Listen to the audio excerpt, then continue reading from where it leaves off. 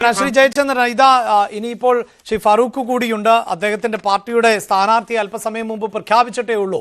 ഞാൻ അദ്ദേഹത്തിലേക്ക് പോകുന്നതിന് മുമ്പ് നേരത്തെ താങ്കൾ സംസാരിച്ചപ്പോൾ സാങ്കേതിക തടസ്സമുണ്ടായിരുന്നു എന്നതുകൊണ്ടാണ് ഞാൻ താങ്കളിലേക്ക് തന്നെ തിരികെ വരുന്നത്. ഇവിടെ കൃത്യമായ കാര്യങ്ങൾ അല്ലെങ്കിൽ എന്തുകൊണ്ടാണ് ഇ ഡിക്ക് ഈ അന്വേഷണത്തിലേക്ക് പോകേണ്ടി വന്നത്? അത് സാമ്പത്തിക തട്ടിപ്പാണ്. അതുകൊണ്ട് തന്നെ സ്വാഭാവികമായും PMLA ആക്ടിന് കീഴിൽ വരുന്നതാണ്. നേരത്തെ ക്രൈംബ്രാഞ്ച് അന്വേഷിച്ചപ്പോൾ തന്നെ വലിയ തട്ടിപ്പുകൾ അവിടെ നടന്നിരിക്കുന്നു എന്നത് കണ്ടെത്തിയതുമാണ്. അപ്പോൾ അന്വേഷണ സംഘത്തെ സംബന്ധിച്ചിടത്തോളം അവർക്ക് കൂടുതൽ വിവരങ്ങൾ ശേഖരിക്കേണ്ടതുണ്ട്. പ്രതിപട്ടികയിലേക്ക് വരുന്നവരെ ചോദ്യം ചെയ്യേണ്ടതുണ്ട്. ഇവിടെ പ്രധാനപ്പെട്ട 3 CPI നേതാക്കളെ അടക്കം ചോദ്യം ചെയ്തിരുന്നു. അതിനുശേഷമാണ് ഇപ്പോൾ ഇങ്ങനെ ഒരു കുറ്റപത്രം അല്ലെങ്കിൽ അന്തിമ കുറ്റപത്രം സമർപ്പിക്കുന്നത്. അതിനെ എങ്ങനെയാണ് ഒരു തെരഞ്ഞെടുപ്പ് ഉപതെരഞ്ഞെടുപ്പുമായി നമുക്ക് കൂട്ടിക്കെട്ടാൻ സാധിക്കുക എന്നുള്ളതാണ്. ശ്രീ ജയചന്ദ്രൻ. അല്ല, ഇതില് ഒരു പ്രധാനപ്പെട്ട ഈ തെറ്റിദ്ധരിപ്പിക്കൽ എന്താണെന്ന് അറിയാമോ അഭിലാഷേ? ഈ പ്രശ്നം ഇപ്പോ ED വന്നപ്പോ കണ്ടെത്തിയ എന്തോ ഒരു പുതിയ സംഭവ വികാസമായി ചിത്രീകരിക്കാനുള്ള ബോധപൂർവമായ വ്യാജ പ്രചാരണമാണ് നടക്കുന്നത്. എന്താണ് വസ്തുത എന്നുള്ളത് അറിയാത്തവരല്ല ഈ പറയുന്നവരൊന്നും. അതാണ് ഏറ്റവും പ്രധാനം. രണ്ടാമത്തെ കാര്യം, ഈ കരുവന്നൂർ ബാങ്കിൽ തട്ടിപ്പ് നടന്നതെന്ന് ആദ്യം ആരാണ് കണ്ടെത്തുന്നത്? പോലീസാണോ? അല്ലല്ലോ. ഇത് ഒരു ഉന്നതതല കമ്മിറ്റിയെ സർക്കാർ തീരുമാനിച്ച് ഇതിൻ്റെ അകത്ത് അന്വേഷണങ്ങൾ നടത്തിയ അതാണല്ലോ തുടക്കം. ഇതിൻ്റെ അകത്ത് കരുവന്നൂർ ബാങ്കിൽ അങ്ങനെയാണല്ലോ തുടക്കം. ഞാനത് പറയാം, അത് കൃത്യമായി പറയണമല്ലോ. കൃത്യമായി പറഞ്ഞ് പോകാതിരിക്കാൻ ശരിയല്ലല്ലോ. GORT 451/2021 കോഓപ്പറേറ്റീവ് നമ്പർ 24/7/2001 ഒരു 9 അംഗ ഉന്നതതല കമ്മിറ്റി രൂപീകരിച്ച് ഉത്തരവ് പുറപ്പെടുവിച്ചു. ഈ ഉന്നതതല കമ്മിറ്റി കരുവന്നൂർ സർവീസ് സഹകരണ ബാങ്ക്, മേപ്പടി ബാങ്കിന്റെ ശാഖകൾ, വ്യാപാര സ്ഥാപനങ്ങൾ, ബാങ്കിന്റെ ഭരണ നിയന്ത്രണവും ഓഡിറ്റ് നിയന്ത്രണവും നിർവഹിക്കുന്ന സഹകരണ വകുപ്പ് ഓഫീസുകൾ എന്നിവിടങ്ങളിലെ രേഖകൾ പരിശോധനാ വിധേയമാക്കി ആണ് നടപടികളിലേക്ക് കടക്കുന്നത്. ഇതിനോടനുബന്ധമായിട്ടാണ് ആദ്യം ജൂൺ 14-ാം തീയതി ബാങ്കിന്റെ സെക്രട്ടറി ഇരിങ്ങാലക്കുട പോലീസ് സ്റ്റേഷൻ പരാതി കൊടുക്കുന്നു. അത് ഒരാഴ്ച കഴിയുമ്പോൾ തന്നെ ക്രൈംബ്രാഞ്ചിലേക്ക് DGPക്ക് സർക്കാർ കൊടുക്കുന്നു. DGP ക്രൈംബ്രാഞ്ചിന് കൊടുക്കുന്നു. അന്വേഷണം മുമ്പോട്ട് പോകുന്നു. ആ ഘട്ടത്തിലാണ് പിന്നീട് സ്വാഭാവികമായിട്ട് EDക്ക് വരണമെന്നുണ്ടെങ്കിൽ പോലീസ് ഒരു കേസ് രജിസ്റ്റർ ചെയ്തിരിക്കണം എന്നുള്ളതാണല്ലോ നിയമം. അങ്ങനെ ED വരുന്നു, ക്രൈംബ്രാഞ്ചിന് കേസായിട്ട് എടുത്ത് ECR ഇടുന്നു, തുടർന്ന് കാര്യങ്ങൾ നടത്തുന്നു. അതാണ് ഇതിൻ്റെ ഈ വസ്തുതാപരമായ കാര്യങ്ങൾ വിശദീകരിച്ചാണ് ചർച്ച നടക്കുന്നതെങ്കിൽ അങ്ങനെയാണ് ചർച്ച ചെയ്യേണ്ടത്. പക്ഷേ അത്രയും ഭാഗം മറച്ചു വെക്കുകയാണ്. ED വന്ന് ECR ഇട്ടപ്പോൾ മുതലാണ് കരുവന്നൂർ ബാങ്കിലെ പ്രശ്നങ്ങൾ പുറത്തു വരുന്നത് എന്നുള്ളതാണ് വ്യാഖ്യാനം. അത്രയും വ്യാഖ്യാനപ്പെടുത്തുക നല്ലതാണ്.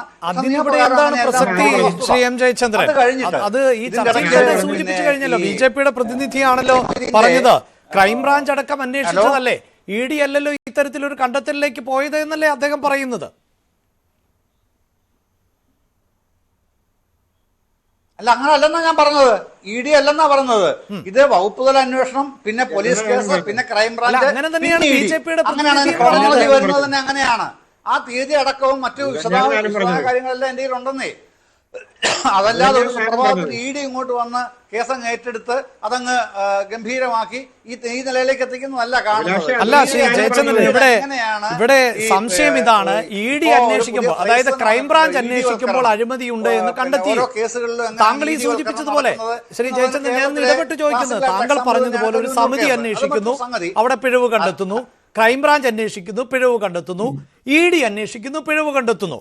ഇതിൽ ED മാത്രം കണ്ടെത്തുന്ന പിഴവ് രാഷ്ട്രീയ ഗൂഢാലോചനയായി മാറുന്നത് എങ്ങനെ എന്നുള്ളതാണ് ചോദ്യം.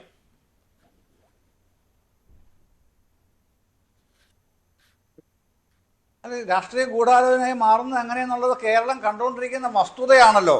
ED ഒരു കേസിൽ എങ്ങനെയാണ് വരുന്നത്?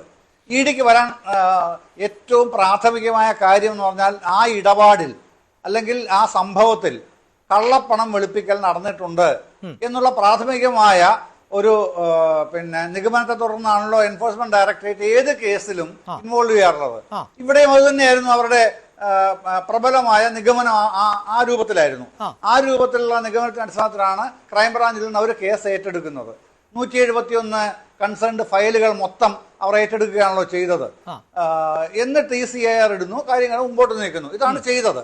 ഇനി അതെങ്ങനെയാണ് രാഷ്ട്രീയ നേതാക്കളിലേക്കും പിന്നെ രാഷ്ട്രീയ വൽക്കരണത്തിലേക്കും വരുന്നതെന്നാണല്ലോ താങ്കൾ ചോദിക്കുന്നത്. അതിന്റെ ഏറ്റവും ക്ലാസിക്കലായ എക്സാമ്പിളാണ് ഞാൻ മുമ്പ് പറഞ്ഞു തുടങ്ങിയത്. AC മൊയ്തീനെ പിന്നെ ഇന്ന് അറസ്റ്റ് ചെയ്യും, നാളെ അറസ്റ്റ് ചെയ്യും, ലോക്കപ്പിലിടും. അത് വാർത്തകളുടെ ഒരു തള്ളിക്കയറ്റം ഉണ്ടായ സമയം താങ്കൾ ഓർക്കുന്നുണ്ടാവുമല്ലോ. പിന്നെ അതിനുശേഷം ഇദ്ദേഹത്തിന്റെ 29 ലക്ഷത്തി ചില്ലുവാൻ രൂപ, ഏതാണ്ട് 30 ലക്ഷം രൂപയ്ക്ക് അടുത്ത് ഫ്രീസ് ചെയ്തു എന്ന് വരുന്ന മാധ്യമങ്ങളുടെ മുഴുവൻ വാർത്തയും വന്നത്. എന്നിട്ട് പിന്നീട് ഹൈക്കോടതി തന്നെയാണല്ലോ പറഞ്ഞത് ആ പണം റിലീസ് ചെയ്യാൻ പറഞ്ഞത്. പിന്നെ പ്രശ്നമില്ലല്ലോ. അത് കഴിഞ്ഞ് ഇപ്പോ ഈ ചാർജ് ഷീറ്റിൽ അതാണല്ലോ ഇന്നത്തെ ചർച്ചാ വിഷയം തന്നെ. അതുകൊണ്ടാണല്ലോ ചാർജ് ഷീറ്റിൽ ED പിന്നെ 68ാം പ്രതിയായിട്ട് ചേർത്തിരിക്കുന്ന ആരാണ്? CPM ആണ്. മറ്റേത് പിന്നെ AC മൊയ്തീൻ, CPIM, പിന്നെ നമ്മുടെ വർഗീസ്, പിന്നെ 70ാം പ്രതിയായിട്ട് K രാധാകൃഷ്ണൻ MP. ഇങ്ങനെയാണല്ലോ വന്നിരിക്കുന്നത്. ഇവരെ ഇപ്പോ അങ്ങ് അറസ്റ്റ് ചെയ്യാൻ പോവാണോ അല്ലെങ്കിൽ ജയിലിലാക്കാൻ പോവാണോ എന്നാരും ആരോപിക്കില്ലല്ലോ. അല്ല, അവിടെ ജയചന്ദ്രൻ ഈ കേസിലെ ഒന്നാം പ്രതി മധു അമ്പലപുരം CPMന്റെ കൗൺസിലറാണ്. പണിയൊന്നും ഏക്കാതെ മിടുക്കന്മാരുടെ പണിയായിട്ടാണ്. ശ്രീ ജയചന്ദ്രൻ, താങ്കൾ ഈ സൂചിപ്പിക്കുന്ന പോലെ ഈ പറയുന്നത് പോലെ ഇപ്പൊ ഈ ചെയ്തിരിക്കുന്നത് ഇതൊന്നും ഞാൻ താങ്കൾ സൂചിപ്പിക്കുന്നിടത്ത് തന്നെ ഉണ്ടല്ലോ. അതായത് ഇവരൊന്നും ഈ ഒന്നാം പ്രതിയോ രണ്ടാം പ്രതിയോ അല്ല. അതുകൊണ്ട് പ്രതിപട്ടിക, അതായത് ഒരു പ്രതിപട്ടികയിൽ ഒരുപാട് പ്രതികൾ ഉണ്ടാകും, അത് സ്വാഭാവികമാണ്. അപ്പോൾ ആ പ്രതിപട്ടികയിൽ ഇടം നേടുമ്പോൾ പാർട്ടി ഉണ്ടാകുന്നു, അല്ലെങ്കിൽ പാർട്ടിയുടെ 3 മുൻ ജില്ലാ സെക്രട്ടറിമാരുണ്ടാകുന്നു.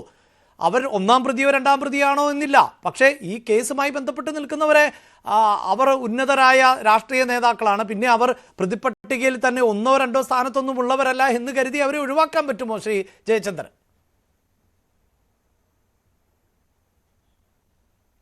അത് ഞാൻ പറഞ്ഞില്ലല്ലോ. അവരുടെ ഈ പ്രതിപട്ടികയിലെ സ്ഥാനം വെച്ചുകൊണ്ടല്ല കുറ്റത്തിന്റെ ഗ്രാവിറ്റി നിർണ്ണയിക്കുന്നതെന്ന് ആർക്കും അറിയുന്നതാണ്. അതെനിക്കും അറിയാമല്ലോ. അങ്ങനെയല്ലല്ലോ. 70ാം പ്രതിയും 1ാം പ്രതിയും തമ്മിൽ ഗ്രാവിറ്റി ഏതാന്നുള്ള കോടതിയാണ് തീരുമാനിക്കുന്നത്. അതിൻ്റെ അകത്തൊന്നും നമുക്ക് അത്തരത്തിലുള്ള വിദണ്ഡവാദങ്ങളൊന്നും ഉന്നയിക്കുന്ന ആളുമല്ല ഞാൻ. അതവിടെ നിൽക്കട്ടെ. അതല്ലല്ലോ പറഞ്ഞത്. ഞാൻ പറഞ്ഞത് അതല്ല. ഇപ്പൊ അവരങ്ങനെയാണ് ചേർത്തത് എന്നാണ് പറഞ്ഞത്. എന്ത് തെളിവിന്റെ അടിസ്ഥാനത്തിലാണ്? പിന്നെ ഇന്ന് മാധ്യമങ്ങൾ ഇത് റിപ്പോർട്ട് ചെയ്യുമ്പോൾ എന്താണ് ഇവരുടെ മുമ്പിലുള്ള ഈ ആൾക്കാർക്കെതിരെയുള്ള തെളിവ് എന്താണ്? അതിനെക്കുറിച്ച് വല്ലതും സൂചനയുണ്ടോ അഭിലാഷിന്? ശ്രീ രാധാകൃഷ്ണൻ തന്നെ സൂചിപ്പിച്ചല്ലോ. അപ്പോ ഈ കേസിലെ പ്രതിയായിട്ടുള്ള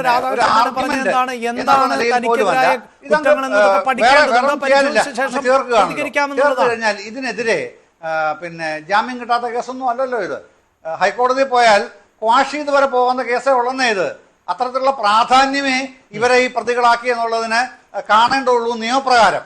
പക്ഷേ CPIM പറഞ്ഞിരിക്കുന്നത് അതിനെ രാഷ്ട്രീയമായും നിയമപരമായും നേരിടാൻ തന്നെയാണ് പാർട്ടി എന്നുള്ളതിൽ CPM തീരുമാനിച്ചിരിക്കുന്നത്.